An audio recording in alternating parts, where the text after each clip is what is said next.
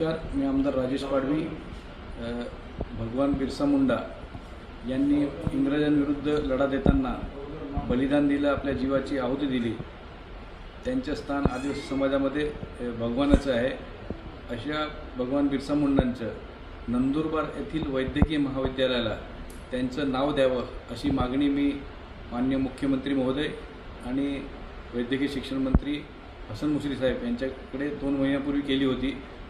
कालच माननीय मुख्यमंत्री महोदयांनी महायुती सरकारने त्याला मान्यता देऊन नंदुरबार येथील वैद्यकीय महाविद्यालयाला जननायक भगवान बिरसा मुंडा वैद्यकीय महाविद्यालय नंदुरबार असं नामकरण केल्याने मी मनापासून माझ्यातर्फे, माझ्या संपूर्ण आदिवासी समाजातर्फे, संपूर्ण जिल्ह्यातर्फे माननीय मुख्यमंत्री आदरणीय देवेंद्र फडणवीस साहेब आणि महायुती सरकारचं मनापासून आभार व्यक्त करतो.